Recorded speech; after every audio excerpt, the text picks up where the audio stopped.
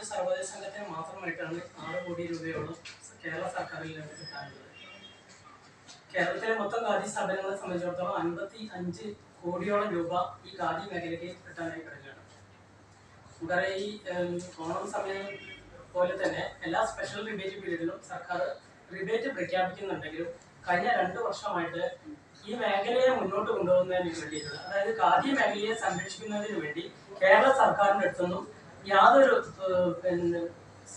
അനുകൂലമായിട്ടുള്ള ഒരു സമീപനം ഉണ്ടാകുന്നില്ല. അതുകൊണ്ട് തന്നെ ഖാദി മേഖല, പ്രത്യേകിച്ച് പരമ്പരാഗത തൊഴിൽ വ്യവസായങ്ങളിൽ ഏറ്റവും മുൻപന്തിയിൽ നിൽക്കുന്ന ഖാദി മേഖല അങ്ങേയറ്റം പ്രതിസന്ധി നേരിടുകയാണ്.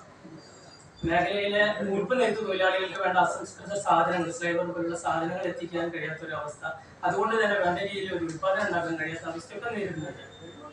മുൻകാലങ്ങളിലൊക്കെ തന്നെ പത്രമാധ്യമങ്ങളുടെ നല്ലൊരു സപ്പോർട്ട് അതിനുവേണ്ടി കിട്ടിയിട്ടുണ്ട്. ഈ റിബേറ്റ് കിട്ടുന്നതിന് വേണ്ടി സർക്കാരിലേക്ക് സമ്മർദ്ദം ചെലുത്തുന്നതിന്റെ ഫലമായിട്ട് പത്ര റിപ്പോർട്ടുകളൊക്കെ വളരെയധികം സഹായകമായിട്ടുണ്ട്.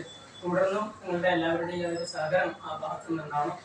നമുക്കറിയാം, ചർക്ക കൈകൊണ്ട് തന്നെ ചർക്കയിലൂടെ നൂറ്റെടുത്ത് കൈകൊണ്ട് തന്നെ കരകളിലൂടെ നെയ്യുന്ന വസ്ത്രമാണ് ഖാദി വസ്ത്രം. അതുകൊണ്ട് തന്നെ മറ്റേത് തുണിയേക്കാൾ ഉപരി ഒരുപാട് തൊഴിൽ സാധ്യതയുള്ള ഒരു മേഖലയാണിത്.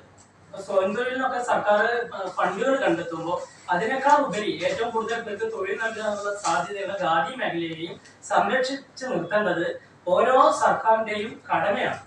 ആ കടമയിൽ നിന്നാണ് പിന്നോട്ട് പോയിക്കൊണ്ടിരിക്കുന്നത്. അതുകൊണ്ട് തന്നെ ആ ഒരു ശ്രദ്ധ കൊണ്ടുവരാൻ വേണ്ടി പത്രമാധ്യമങ്ങളുടെ അടുത്തുനിന്ന് വലിയൊരു സപ്പോർട്ട് ഉണ്ടാവണമെന്ന് ആദ്യം തന്നെ പറയാണ്.